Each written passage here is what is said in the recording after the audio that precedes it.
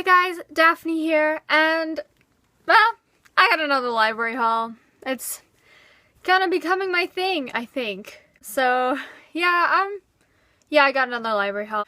For those of you new to my channel, or if you don't remember, I don't read all these books. I get like 30 books from the library because I put them on holds months ago, and then I'm like reading half of them, or 3/4 of them, but I never read all of them. I don't have that much time. Without further ado, the September library haul. So first, I have Fans of the Impossible Life by Kate Salsa, I think. I read this yesterday in basically one sitting. I was at like a family picnic and I got bored, so I went and cornered on a book for an hour. Yeah, so this book, I have mixed feelings about it. It made me cry. It was kind of incredible.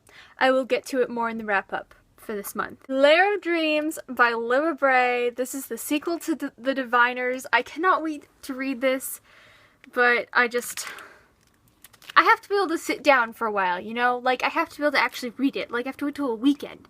Because I can't just read this and then, like, read before class and then have class and read after class and then have class and then read after class. Because that doesn't work with this book because it needs to, like, suck you in and hold you there for a while because this book is amazing.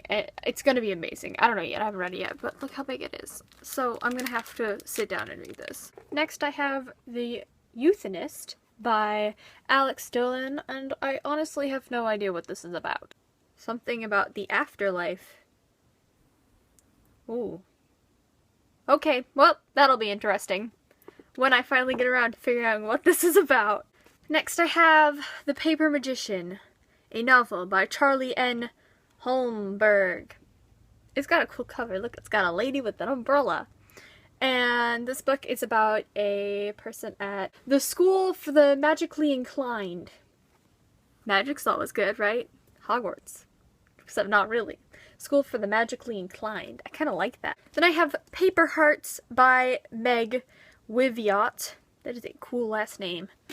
This cover, before I get to what this book is about, because I do know, this cover, you can feel it. Like the little stitches, you can feel them. You can feel them. Do you know how cool that is? That is so cool. Like, look at that. I love this cover so much. But this book is about two girls at Auschwitz during the Holocaust, and I'm really looking forward to reading it. And I think it's going to be fantastic. Next I have The Edge of Forever. It's backwards. It's not just the screen doing something funky. It's by Melissa E. Hurst. I don't know what it's about. Yeah, I still don't know what it's about. I'll get to it later, but the cover looks pretty cool. It's got like half one person and half another person, which, that's pretty awesome. I have Cora Fives by Kate Elliott, and this is a fantasy young adult novel that looks pretty cool, and it's also got a super cool cover. And it's about an athletic competition, I think. Summary sounded pretty interesting. So I will be reading this. Next I have Another Day by David Levithan, and this is the sequel to Every Day, which I read quite a while ago, and I don't exactly remember what happens. It's like the story of every single video. I don't know what this is about. I don't remember what happens. Here's what I'm gonna read. Next I have The Cage by Megan Shepherd. And this book is about teenagers who get, like, abducted and put into the desert. And they're all super different, like, personalities and stuff like that. And so I guess it's just what happens to them. The cover is very yellow. I'm not sure how I feel about that. Then I have Silver in the Blood by Jessica Day George. Basically, I got it because it said Jessica Day George on the cover because Jessica Day George is amazing. And I have The Death Code by Lindsay Cummings. This is the sequel to Murder Complex, which is a fantasy young adult novel, and it's super creepy. A lot of people get murdered, obviously, because the title's The Murder Complex. But I'm looking forward to reading this book. It's going to be pretty interesting. And then I have More Than This by Patrick Ness. I've already read this one also, in addition to Fans of the Impossible Life, and I loved it. Like 4.5 stars, not 5 stars, because I still don't exactly understand what happened. but it was kind of really good, and you start it and you're like, oh my goodness, what is happening? This is fantastic. I mean, people kept telling me that Patrick Ness was amazing, but Patrick Ness is amazing, and this book was so good. And then I have Reawakened by Colleen Hook, who, she's one of my favorites. I love the Tiger's Curse series, and this is her Egyptian series, I suppose. I'm like, how far am I?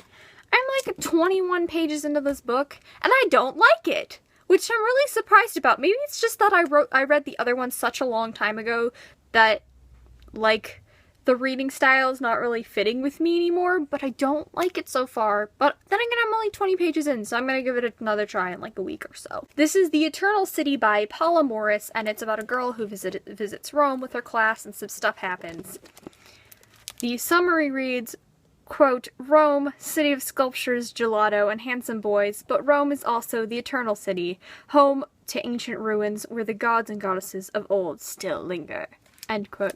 So, probably kind of cheesy, maybe? I don't know.